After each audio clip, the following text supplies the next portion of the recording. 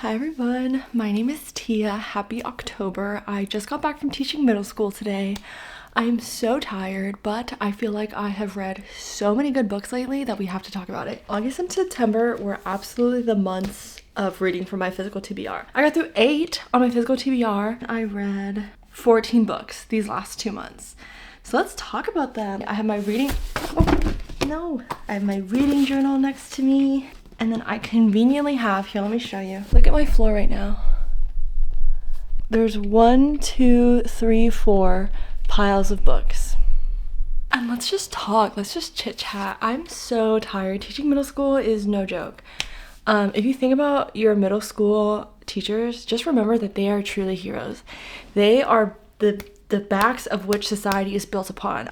There are only like some books that I really want to talk to you about. So let's just go in chronological order though. Mary Kubica's Don't You Cry was a freaking 2-star. It was hysterically bad. Don't even waste your time. The plot twist was laughable. It was just so odd. I didn't like the ending. I think that's all I need to say about it. Next, I buddy read Beach Read by Emily Henry. It's actually a reread, so I did annotate it. And in 2021, when I first read it, I gave it a 2 stars. This time around, I gave it a 4 stars, but I still have problems with it. I feel like this has been out enough where we can talk about it. I know that there are diehard beach read fans out there. I'm so happy for you. But when Gus is saying, oh, it's always been you, January, I'm overwhelmed you exist, I've had a crush on you since college, you literally married someone else. I'm fine with him having a crush on her, but like... if you're gonna say it's always been you, you married someone else. So actually take it back. You're lying. But regardless, I did give it a 4 stars.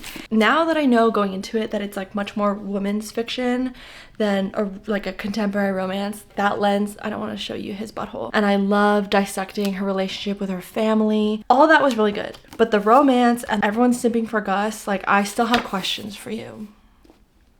I read an arc of I'm Not Jessica Chen by Anne Liang, who wrote a lot of things. She wrote If You Could See the Sun, I Hope This Doesn't Find You. Some books that I really enjoyed. This one was a solid 3 stars. None of the characters besides our main character, who is obviously not Jessica Chen, were fleshed out. It didn't give me enough to work with. Okay. Pharaoh, maybe don't move my camera, sorry. I didn't really understand the character dynamics well enough because you're only stuck in one girl's head, but then she like body swaps with another girl, but you don't really know that girl. So it's like, okay, I wish, you know, who knows? There might be a lot more editing done. It's coming out in January. It was okay, but it's definitely not one of Anne Liang's best. I read The Couple Next Door by Sherry Lapena.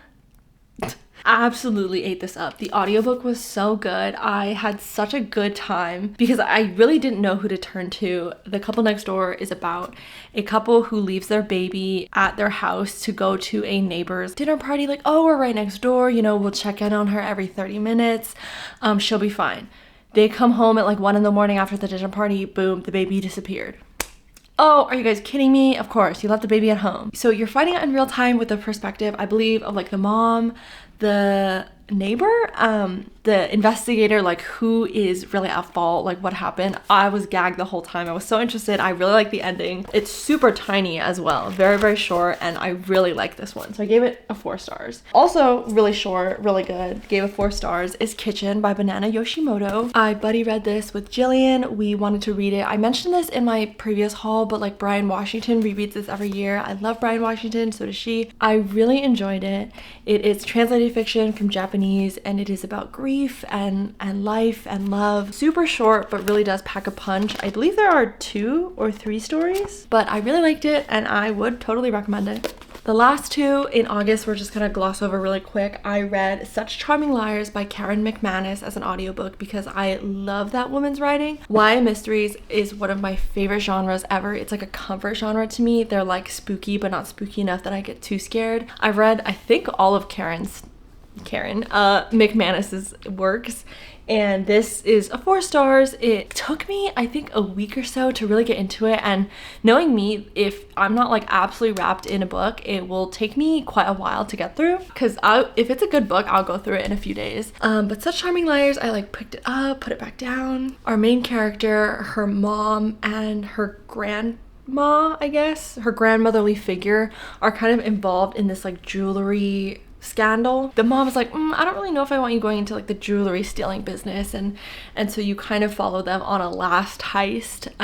It must not be anything super great because it's been about a month-ish, I guess, and I don't remember anything. But I did give it 4 stars. I remember liking it, but it's probably it falls in the middle of all of Karen McManus's works. The ones that I really like are, Two Can Keep a Secret. I really like The Cousins, and You'll Be the Death of Me, I think. And then my last read of August was Lies and Weddings by Kevin Kwan, which I read as an audiobook, and I feel like that is not the way that you should consume this book personally. I just felt like the narrator didn't help me get into the story. If anything, she almost dissuaded me. Some of the characters were just too overdone in a way that I felt was kind of distasteful. I don't know how to explain it. I would have much rather enjoyed this as an ebook, and I know I would have liked it better. I still think the writing was really funny. There were moments where I was literally laughing out loud, but that just didn't really outweigh my dissatisfaction with the audiobook. It's always a rich person romp with Kevin Kwan. His writing is really good, and I'm confident I will like his other work, and I'm still gonna be reading him. Okay, and September is really what I wanted to talk to you about. I don't think I finished any books for the first like 2 weeks of September, and then in the last 2 weeks of September I was in the middle of a few books, obviously, so I finished 7. And the first one I want to talk about, I have been reading for like 4 weeks. It's been my sleepy time read, and now that I finished the book, I have honestly slept worse because I don't know what I'm going to fall asleep to, but it's called Raw Dog, The Naked Truth About Hot Dogs by Jamie Loftus. One of the most iconic book titles ever, and it's honestly such a fun, interesting, and raw, I think it's the word that I used in my most recent reading vlog. I gave it 4 stars just because, I don't know, it wasn't a 5-star nonfiction, but I really enjoyed it. She takes a cross-country road trip and she tries a bunch of different hot dogs to try and see who has the best hot dogs in the United States. And she talks about, oh my gosh, the hot dog eating contest in New York, like the Nathans. Is it in New York or New Jersey? I feel like that's a New Jersey thing. The inequity and the injustices that happen to the meatpacking industry in the COVID-19 pandemic, and like how legislation and Mr. Orange Fathead was involved with that. And she also talks about her breakup, her ongoing breakup during the hot dog tour. So it was sad, but it was good, and it was so introspective and very odd, and like you might find it boring, but I kept going back to it. It's probably gonna be such a memorable read for me. I would honestly highly recommend it, even if you don't like hot dogs. But if you do like hot dogs, I think it makes it more fun. And I found that I haven't found a good sleepy time read yet, and so I'm like not going to sleep as well. I've been watching Niall Red videos on YouTube. He's like a chemist. And he's using the organic chemistry reactions I had to memorize when I was 19. So interesting, and he's so weird. I've also been watching I Did a Thing, I think is his videos. He's this Australian, dare I call him an engineer? He like welds stuff together. I've been watching like that. Like, what am I doing? But I can't find one that has really intrigued me the way, it hasn't really grabbed my throat the way that Raw Dogs does. Like, come on, that title. Good job, Jamie. I was so kindly gifted Fear the Flames by Olivia Rose Darling from Dell Publishing, who I adore. This book has crack in it, I think, but the problem is it has crack in the first half, and then it just gets like way more smutty than I expected. I know it's a romantasy, for sure a romantasy. It is not a fantasy with a side plot of romance, which is fine. A beautiful map, and I really like the story. I loved how there was found family elements in it, and our female main character is so outwardly and emotionally strong, and she's so resilient, and they talk a lot about trauma and recovery and how friends and family and loved ones can heal and help you heal from that. And it made me feel so warm and cozy, despite that it's about a war with dragons. But it was just personally too much smut for me, with the caveat that like I don't really like a lot of smut. I think I listened to the first like 4 hours on an airplane, and then I literally started it over because I wanted to really grasp what was going on. And I've never had to do that with an audiobook. Not like had to, but I've never felt the need to do that. So I knew that the story was really gripping. I did like how the world was set up, the magic was set up. It was good. It's just kind of smutty for me. 4 stars. And then my Fable Club and I read The God of the Woods by Liz Moore, which I gave a fat 3 stars. Doesn't deserve less than that, but it also does not deserve more in my opinion. So much going on. I really did want to like this book. It is about a camper in 1975. She goes missing one night at like a summer camp. And the worst part about that is that she is the younger sister of her older brother who also disappeared at that summer camp 10 years ago. So you're following the mom's POV, the camp counselor's POV, the gardener's POV. Oh my god, like I talked about this in my last video, so I won't go too much into it. I do think it had a lot to say about classism and women's autonomy, especially in the 60s and the 70s, and feminism and misogyny, and a lot of the men in this book pissed me off. Oh my gosh. And so you know that the writing was really good. It's just there was too much. Probably gonna end up in my top 10 books of the year, top 15 maybe. Giovanni's Room by James Baldwin. Oh, it is a classic for a reason. If you haven't tried to pick it up, I would highly encourage you, because I'm not a very sophisticated reader. I don't love classics. They scare me. I read Pride and Prejudice earlier this year and that was tough. This one is like modern language, so it's easy to get through and the writing is fantastic. And you know what I found? I bought this on eBay. It was a used copy, right? I didn't look through it, but someone had already annotated some of it, so it was so special because I would be reading and then I would see something that I want to annotate and then I'd see a little side note. Like she highlighted something and she said OMG. It made me so happy. It literally felt like I was buddy reading with a stranger. I hope and pray that I get more used books acquired into my possession with someone who has already loved it, enjoyed it, and like I get to see their enjoyment in real time. It was so fun. But this is so haunting. It is in the 1950s in Paris. I don't even want to tell you anything about it. Honestly, just go into it knowing it is a queer book. It has so much tension that you literally feel claustrophobic. Like you cannot put this book down. It's only 170-ish pages. So really I flew through this, I think in a day and a half, did not want to put it down. I feel like I didn't think about anything else but this book and I'm still thinking about it. It's been a couple weeks now. I would highly recommend it. Oh, it's so good. Another book that had crack in the pages, but only in the first half. Summer Romance by Annabelle Monaghan. And you know what? I was like, this person sounds so familiar. Where have I seen her before? She wrote Same Time Next Summer, which I tried to read and DNF'd because that book, I still vividly remember it. It's about this girl who has a fiance, but she's like still thirsting over her high school crush. I feel like I had the exact same problem with this book, and I would not be surprised if I had the same problem with Nora Goes Off Script and her newest one that's coming out, which honestly does look kind of good. But this one, I literally wrote 911 I'm in love. I was having so much fun with this book. I was flying through this physical copy, which is something that I usually don't do. If you've read it before, how do I say this? They knew each other in the past, like prior to them meeting again. Wait, can I spoil anything? Okay, this is your sign. If you don't want to hear anything about this book, skip over, go boop, boop, boop. I felt like he was so focused on past her, literally in high school, that now she's like a 35-year-old woman. I'm like, obviously she's different.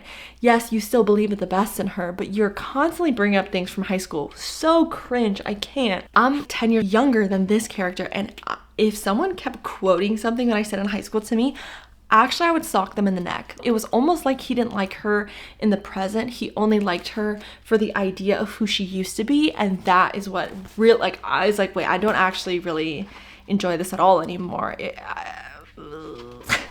But that's not to say that I didn't have a really good time reading this. I gave it a 4 stars. Should I give it a 3? I don't know. When I think about the relationship, I do get kind of like, what?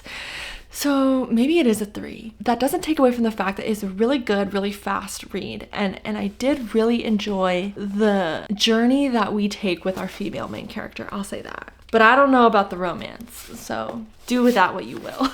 And if you've read this, please let me know what you think about what I just said, because I'm so intrigued to talk to someone about it. I don't know. The last 2 books, oh my god. I'm so impressed with myself, honestly. I've not held up this many physical copies in a reading wrap up in so long. I feel like I was so purposeful with like shopping my bookshelves. This book is so freaking weird. I've heard so many good things about it. I know that it's a finalist for some kind of important literary award. I'm like, are we reading the same book? The audiobook is really good because I stand by the fact that if the author reads the audiobook, oh my god, it's 10 times better than it could have been if someone else read it. This one specifically, she did it so well. I'll put my whole heart behind that. But at the same time, I'm like, was this a good book? I don't even want to call it raunchy. It was more like sexually grotesque. It's not smutty, it's not dirty, but it's gross. It's very visceral, and I could not put it down. Probably read it in a day and a half, if that. Like, I read this thick book. Compare it to, I read it, these two, about the same time frame. Granted, I read this one physically, this one was audio, but still, that's really good. It's about this mom. I believe she's in her 40s now, and she's kind of grappling with the idea of self versus mother, or being a mother. And it talks about menopause in a way that I've never read. When is a book ever gonna be so transparent with you in fiction about menopause? No one. No one's doing it like Miranda July. And I applaud her for that. So it's so transitional. So many different phases of one's life is discussed, and it talks a lot about motherhood. And for that, like, it was good. It was good. Would I recommend this? Hard no. Essentially, a 40-something mom, she's supposed to drive cross-country to New York from LA, but instead of doing that, she pulls over to this small town near LA. So she's in like this suburban area now, and she just rents a hotel room. Excuse me, it's not even a hotel room, it's a motel room. And then she just gets up to a bunch of crazy, I guess not crazy, don't think like drugs or anything, just some absolute shit that you would not, I guess, necessarily expect from a 45-year-old professionally successful mom. So I guess it kind of pushes the boundaries of what a modern day woman did you hear that? That was my hip. Can be, or is, or not should be. I could talk about this book forever. I don't know if this would be a good book club pick. If anything, a lot of people who read it won't like it. The writing was fantastic. Oh God, it's just such a weird book. Again, if you pick this up because of me, don't say that I recommended it to you. Just because I didn't really, but it was good. I gave it 4 stars. Okay, and then this book is absolutely gonna be in my top 10. If anything, it's put me in like a reading slump because I can't find a book that hits as hard, or I can't stop thinking about these characters. Blue Sisters by Coco Malors. I do not remember being so obsessed with a storyline, characters. They felt so actually viscerally real to me than The Secret History, which is a crazy comparison because The Secret History truly took over the entirety of my brain space from January 2021 to August of 2021. Thought about them every day. Feels scarily similar, not as intense. I would actually zone out and think about The Secret History, but this is very close. I even started favorite audiobook page on my reading journal because of Blue Sisters, because the way that Kit Griffiths did this audiobook, Kit Griffiths, the woman that you are. This audiobook was perfect. I actually have no notes, and she's going to convince me to read any book that she's already narrated before. It's actually insane. They have very subtle New York accents, but every single sister from the Blue Sisters has such a distinct voice. The writing is so beautiful. It sucks you in. It feels so natural. An audiobook, if you are not someone who reads audiobooks, it takes like a few months, I think, and several narrators to kind of see what you like and what you don't like about audiobooks. But once you find your favorites, mine, Julia Whalen, Brittany Presley, I think is her name. She did The Good Girl's Guide to Murder, I think, and The 7-Year Slip. And now Kit Griffiths. Beautiful. Oh my God. I couldn't put it down. Let me rewind. Blue Sisters. It is 3 estranged sisters return to their family home in New York after their beloved 4th sister's death in this unforgettable story of grief, hope, and the complexities of family. Oh my God. You get perspectives from the 3 Blue Sisters who are still alive, and every single sister is so complex in their own different ways. They're all very different, but not in the way that felt archetypey or stereotypical, such a solid 5 stars that I want to reread it. This is the book that I purchased. I wasn't even done with the audiobook, but I was loving it so much, I was enjoying it so much that I found this on Pango. I made my first Pango order, which, by the way, if you haven't used Pango before, it's like a used book selling website, and you can just Google like $5 Pango coupon. This is only for like new Pango people. I got $5 off my $20 order, which was dope. So I bought this. And then I bought a basically brand new copy of The X-Files by Jessica Joyce, which was like, okay, I liked it. It was a 4 stars. This is a signed copy. I got it for less than $20. I, no joke, at the middle school, my break, because I had a conference period, was like an hour and a half. So I almost drove to the closest Barnes & Nobles and picked up this exact book. It's signed. She touched this book. And it was going to be like almost $30. Got it for half off at Pango. But I will cherish this book forever. I don't know if this makes sense, but sometimes you read books that you love so much that you're like, like I wish it was a series. That's not really how I feel about this book. I just want this particular book to be 2,000 pages long. I don't want a different book in a series. I want this book to be longer. And I've never really felt that way about any other book before. It was such a bright, happy light into what familial grief looks like and what familial love can look like, and also what familial neglect can look like. It will no doubt go into my top 5. I really do think that. That's so bold of me to say, but I really did save the best for last. But let me know what your favorite book in September was. Happy October for those who like Halloween. I hate Halloween, not to yuck anyone's yum, not at all. One time when I was trick-or-treating, a teenager, like I was like probably 4, I was trick-or-treating, and then this guy with like that ghoul face and had blood dripping down the mask came up and scared me, which is actually evil of him. Like, he was probably 15, but I was 4. Who does that to a child? And ever since then, I've just absolutely hated Halloween. But anyway, happy October. I hope you're reading well. I hope you read Blue Sisters this month, and thank you so much for watching. Thank you for being here. I will see you in the next one. Bye.